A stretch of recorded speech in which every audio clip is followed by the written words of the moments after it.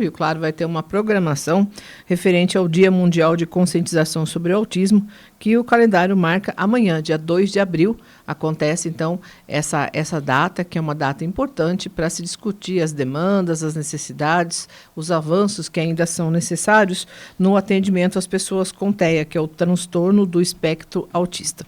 E para falar um pouquinho a respeito dessas questões, nós já estamos aqui no estúdio.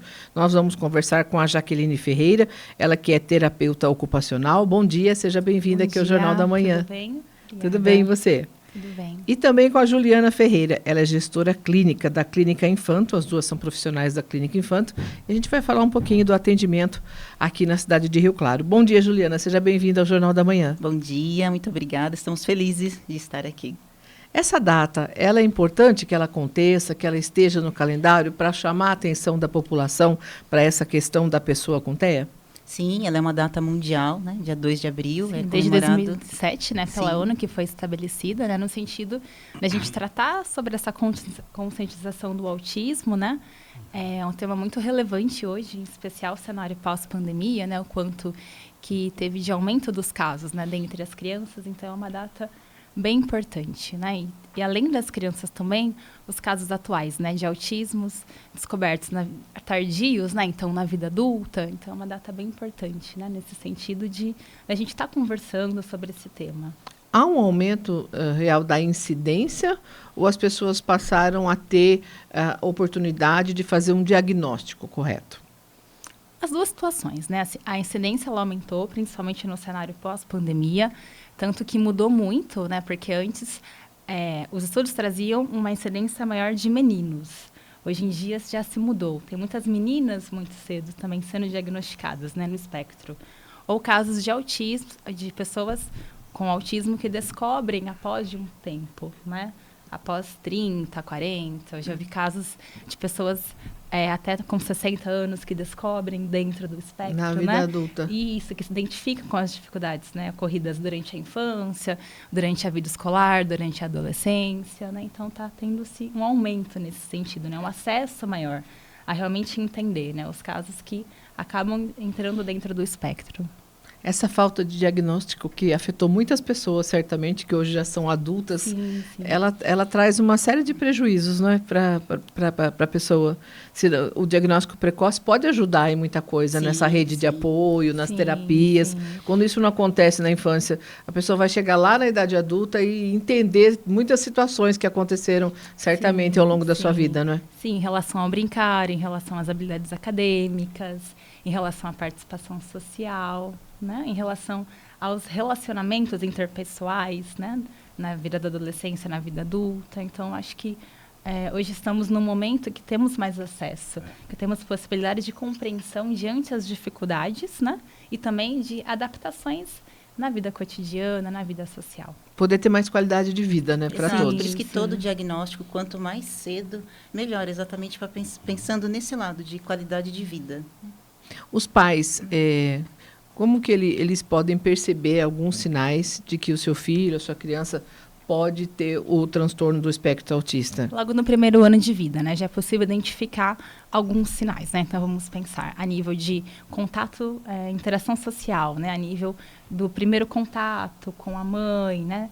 Com a família, questões do sono também, que pode ser sinais aí de uma desregulação sensorial nesse sentido, durante o processo de introdução alimentar a partir dos 6 meses de vida de uma criança, que também já podem aparecer algumas alterações táteis, gustativas, olfativas, em relação aos marcos motores, né? Então, sinais de atraso no sentar, a partir dos 5, 6 meses, também já pode ter algum sinal.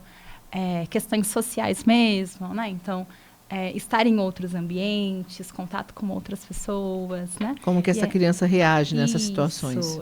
E aí, também tem alguns casos que a criança, a partir de 1 ano, 1 ano e meio, ela teoricamente tinha um desenvolvimento típico adequado, né? Sem nenhuma demanda. E aí ela começa a ter algumas dificuldades, ela começa a ter alguns atrasos, né? Então, nesse sentido, é possível identificar, né, alguns sinais da criança podendo estar dentro do espectro. Qual que é o profissional indicado para se buscar, primeiramente, um diagnóstico? Inicialmente o acompanhamento médico, né? Sim, então, sempre com o médico. pediatra. O pediatra que vai fazer o encaminhamento. O pediatra inicialmente, né? E ele pode fazer encaminhamento para o psiquiatra infantil ou para o neuropediatra infantil também, né? E os profissionais desde o início que podem fazer esse acompanhamento, né? Então, a terapia ocupacional, fisioterapia, psicologia, em especial nesse contato com a família, fonoaudiologia também, né? A depender das demandas apresentadas por essa criança. Tudo isso pode colaborar, não é? Sim, é toda uma equipe interdisciplinar, né, que faz esse acompanhamento, né, nessa estimulação precoce inicial. Muito bem. E lembrando que laudo e diagnóstico é sempre de competência médica, né? Então, é importante as pessoas terem essa consciência. Sim. Que é o médico que tem que fazer. Perfeitamente, Sim. é de competência médica. A partir daí, o médico vai encaminhar essa criança para as terapias de apoio. Sim, alguns casos, eles pedem uma avaliação, né, dos profissionais. Então, identifica possíveis demandas, né, possíveis atrasos no desenvolvimento motor global, na alimentação, na comunicação, na interação social. Eles solicitam, né, uma avaliação com a TO, uma avaliação com a fono, uma avaliação com a físio. E a partir do que é identificado nessa avaliação, é possível, né, identificar se é um possível diagnóstico ou não. Também tem a avaliação neuropsicológica também, né, que são testes bem específicos relacionados ao autismo também, que é importante estar fazendo. Mas se houver a dúvida, não é? Eu acho que o melhor caminho é realmente buscar os profissionais, porque às vezes essa criança ela não tem autismo, mas ela pode ter uma outra síndrome, ela pode ter uma outra necessidade de atendimento também. Sim. E na Infanto nós realizamos esse trabalho de orientação. Então é muito comum para a gente, a família chega, né? E aí a gente faz esse direcionamento. Então a gente tem essa linha de trabalho de trazer luz nesse primeiro momento e orientar essa família a buscar os caminhos corretos. Então Como é um trabalho proceder. que a gente faz exatamente. Até tranquilizar essa família em relação a todo esse processo, sim, né? Com toda certeza. Que é novo, né, para os pais. Os pais também têm as suas inseguranças, né? Sim, com certeza, muito. não é? Estabelecer essa parceria, né? Porque em alguns casos a gente vê que há uma dificuldade do desenvolvimento infantil que é esperado para aquela faixa etária da criança ou não. São sinais mais característicos, outras demandas. Como é que está sendo esse trabalho? Para onde a gente encaminha? Como é que a gente pode acolher a família nesse sentido, né? E auxiliar. Muito bem, Murilo, tem perguntas? Pois não, Juliana, Jaqueline, eu gostaria de que vocês nos dissessem se houve avanços e quais avanços no sentido de melhorar a vida das pessoas que são portadores de TEA. Houve avanços significativos no aspecto de melhoria de vida? Olha, a nível de assistência, né, a nível de cuidado, hoje em dia as crianças estão chegando mais cedo para a terapia. Né? Eu tenho hoje uma criança que eu comecei a avaliação com ela tinha 1 ano e 10 meses. Hoje ela vai fazer 6 anos. Né? Então, desde o início, a gente já faz esse trabalho interdisciplinar com ela. Então, a nível de avanço, da estimulação precoce, eu vejo que é algo muito importante, né? Independente de ser ou não um autismo, mas o quanto que impacta, né? Na relação familiar dessa criança, na relação escolar, na percepção de si própria, no brincar, né? Então, nesse sentido, tivemos algum avanço. A nível de legislação também, né? A nível das escolas, da importância de ter um acompanhante terapêutico, um monitor com essa criança, né? Que possa auxiliar nesse processo. A nível de outras políticas mesmo, né, de acesso para essas famílias. Então, temos desafios diários, né? Afinal, só quem trabalha com essa clientela, as famílias que lidam com essa realidade, que é extremamente desafiosa em diversos aspectos, né? Então, temos esses dois lados. Mas eu acho que a nível de avanço, estamos caminhando bastante e até de conscientização, né? Sobre o que é a importância, fala-se muito da inclusão, mas o quanto que o meio também está se adaptando a essas pessoas, porque a gente está num momento de mudança social, né? Essas crianças que estão hoje em terapia, daqui 10, 15, 20 anos, vão se tornar adolescentes, vão se tornar adultos, e a gente está vendo uma incidência significativa, né? Então, o quanto que nós estamos, acho que, num processo também de readaptação social, né? Nesse sentido. Então, temos avanços, mas ainda temos desafios, né? Diários. Com certeza. O nível da educação, fazendo um acréscimo, eu acredito que merece um destaque, porque hoje, dentro das escolas públicas, a grande maioria, nós temos professor de educação especial, e isso era uma realidade que há 2 décadas atrás nós não tínhamos, não existiam. Então, não deixa de ser um avanço. A gente percebe um avanço em todas as esferas. Tem, sim, todos os desafios, mas a gente tem avanços de destaque também. E é muito importante, perdão, Não pode não. o amparo também aos familiares, aos cuidadores, Sim, né? sim. Exato. Sim. É importante que haja a orientação, né, no dia a dia, porque também é um desafio para essas pessoas. Né? Muito. E além da orientação, uma prática centrada na família, né? Então, o que é isso? É trazer essa família para a terapia com você, é identificar as dificuldades, tanto nas práticas parentais, quanto a nível do processo de aceitação dessa demanda na casa, né? Porque para alguns pais é difícil esse momento. No sentido desse acompanhamento terapêutico, o que é possível estar fazendo, o que está funcionando da orientação que está sendo passada, qual a dificuldade que eu tenho nesse sentido. Em alguns casos, a gente vê a necessidade de um acompanhamento psicológico para essa mãe ou para esse pai, né? Então, esse trabalho centrado na família também é algo muito importante, porque é um combo. Não é somente a criança, né? A gente trabalha com a criança, com o pai, com a mãe, alguns casos com os avós que estão presentes, com os tios. Então, a gente procura, principalmente na infância, desenvolver esse trabalho em outras áreas, não só em âmbito clínico, por vezes na casa, por vezes realizando atividades externas juntos, seja em festa de aniversário, seja no cinema, seja numa viagem, orientando, né, estratégias nesse sentido.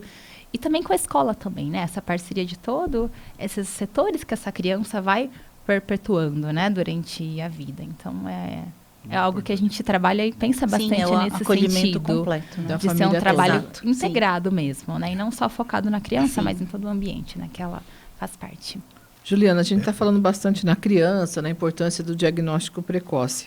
Porém, sempre há tempo, né? Se eu tenho em casa já um adolescente ou até mesmo um adulto que por uma série de circunstâncias aí não teve acesso a esse diagnóstico, não teve acesso às terapias, sempre há tempo para se ter mais qualidade de vida, para se melhorar o relacionamento com as pessoas, né? Sim.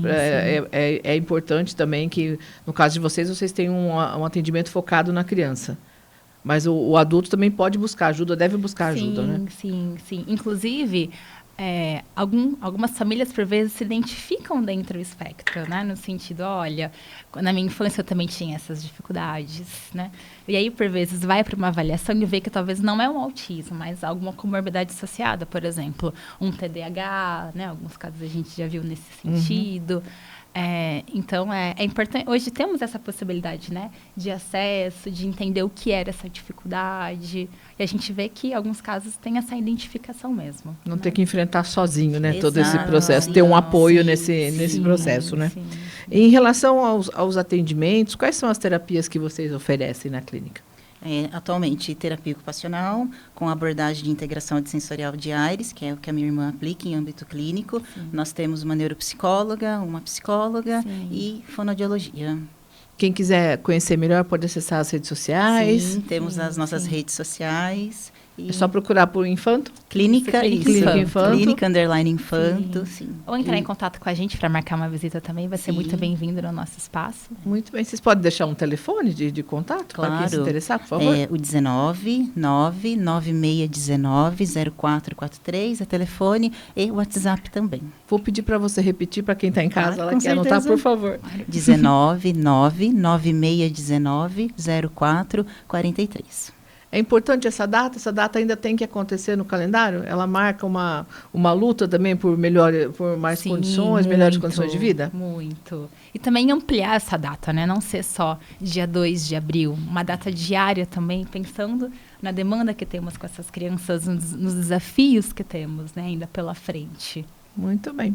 Quero agradecer, então, a participação da Juliana Ferreira, ela que é gestora clínica da Clínica Infanto. Obrigada pela sua presença. Muito obrigada. E também da terapeuta ocupacional, a Jaqueline Ferreira. Obrigada, viu, Jaqueline? Obrigada pela oportunidade. Que a gente possa ter aí boas notícias, avanços nessa área também do atendimento à pessoa com transtorno do espectro autista.